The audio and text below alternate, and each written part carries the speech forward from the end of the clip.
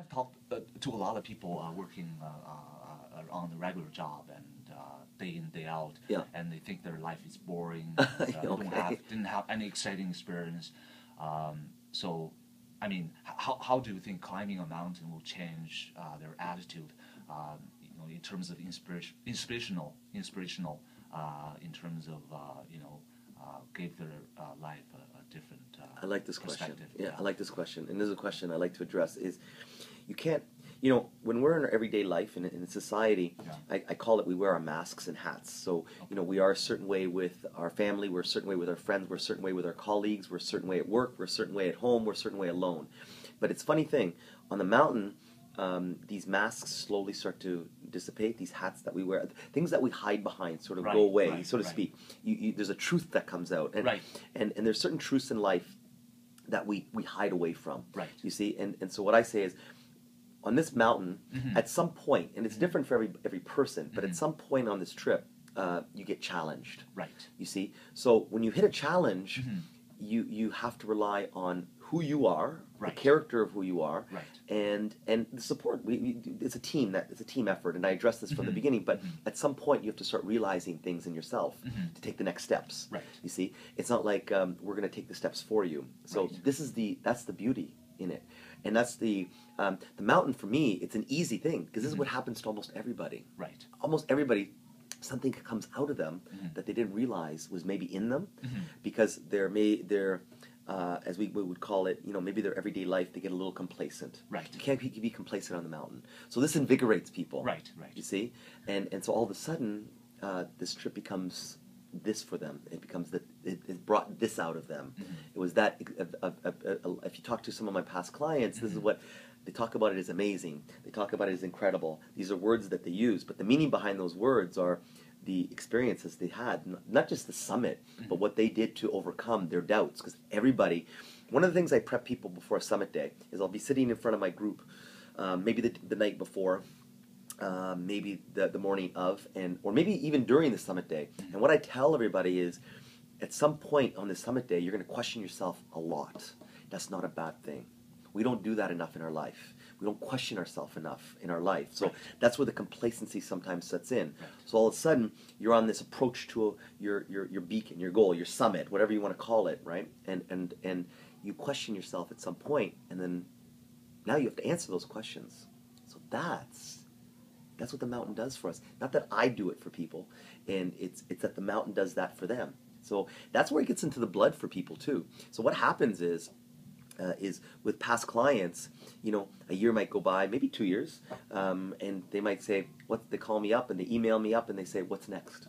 Because they need to have this now in their life. But the idea is that you take what you learn in the mountain and you take it into your everyday life, and hopefully it's inspired you to be better. I don't know how many people have said this to me, that they're different before and after the trip. If I understand this correctly, so basically, in the mountain, in that environment, you have to ask a lot of questions you normally don't ask in a normal life. And for example, what is really important to me in my life? Yes. What is my why I'm living? Yes, why? maybe. What does it mean to be a human being? Yes, everybody's different, and these are questions that come up. You know what? We in civilized world, there's a lot of distractions. Right. We get so busy. The more civilized we get, the more busy we tend to get. Right. If you look at generations past, we're the busiest and the most. Things are come to us so fast now. It doesn't happen in the mountain. So all of a sudden we take a step back and we kind of go back to our essence, so to speak. We become more minimal. I tell people we don't need all the things that we have. Right. This is part of things that cloud ourselves sometimes. So all of a sudden now you go on a mountain, and what I like to do is I like to prep people before they even leave and make sure they just have enough equipment, not more, not less, just enough. And so they become what we call minimalists. We're not distracted by our phones, our emails, our TV, our radio. We're all of a sudden now we're talking to ourselves, we're talking to others in a different way than we usually do. And so this is what questions, we start answering our questions a little bit more, and we make what I call a connection. Okay. You see?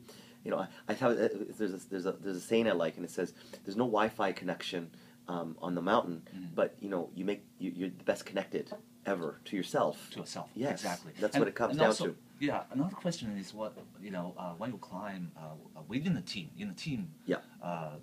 context. So I guess there's sort of a special relationship developed between the teammates in terms of achieving the same goal. That's and right. Helping each other. So that in that way, it's also exceptional experience. One of the first things I do when I tell people whether I'm guiding the trip or whether I'm not leading the trip myself is I don't want people to. One of the first things I say to people is you don't look at me as your team. You look at everybody that's involved. And one of the first things I do is when everybody has now come together from all the different parts of the world, and we have them together in Africa, I don't get people on the mountain right away. What I do is we wake up on we have sort of what we call rest day. We don't get on the mountain after our long journey to travel to Central East Africa. What we do is we come together as a group, the members of that group, and I introduce them to my team, the main players of my team. Maybe not every single player, but the main members, the cook, the main camp manager, the assistant guides, the lead guides, all of these people that are going to have a big part of their success. You see? And what now I say to everybody is how I introduce them is I introduce my team, I introduce my clients, and I now, once I've introduced them to each other, I now say we're one team. We work together. We help each other. We help each other to you see, my team, they're working, yes, but the success of how we work as a team is going to build them to have a better work capacity to enjoy their job more, but also bring something to their family. So it all works together, you see, but it's one team. You see, and this one team is what's going to either succeed or fail, and that's the way it is in our everyday world too. Is we can't just rely on each other. So when you go back to the question you asked me earlier, questions that we bring out of ourselves, yeah, for sure, but there's also a team dynamics on Kilimanjaro. You see, I've even taken people that privately. You see, where one person says, "I want to hire you as my guide and take me up Kilimanjaro." I've done this actually a number of times. There's still a team involved. There's still myself, my cook, let's say, that's going to help with that. Maybe some other people to help with the loading and so on and so forth. There's still a team involved. So if that one person might become 5, 6, and that's how we look at maybe our relationships, whether they're family, work. This is all things now how you look at to. It's amazing how this all interlays into all other aspects of our life, our business. How we look at our careers, and we need a team. You need a team of people to succeed. Whether it's a bookkeeper, an accountant, so on and so forth, a colleague, in your family, you look to a wife or a mother or a daughter or so on to succeed in a family dynamics too. So, this teaches us to not be so self-reliant sometimes, but, like a village going up a mountain type thing. This is how we look at it. Right. And also, Paul, besides mountain climbing, I understand you also a pro technique trainer. Yeah. In terms of this is another running. passion. I'm very lucky. I'm very lucky in my world to make a career. I don't like to call it a job. I call it more of a career. My career is things that I love. So when I get on a plane to travel to bring people to climb some of the highest mountains in the world, it brings great joy to me. And then I get to work. I still work personally on these mountains with people as well. And then my other thing I love is I take athletes, everyday people, and I do the same thing. I don't do anything different. You see, I'm that same person. I'm the same concept is based on how I bring people up a mountain to how I train people, let's say. Teams, athletes, anybody that wants to get better, is I challenge them. I talk about truth. I talk about being in the moment. Right. And this is the concept that's developed in my gym, Total Balance. And when I go out, I even get to go out to this day and travel around the world and bring this concept of movement, of training, fitness to other people around the world, South America, Europe, wherever I get to go, U.S., wherever I get to go. I'm excited to do that. Right. And also you have been training the national weightlifting team in Canada.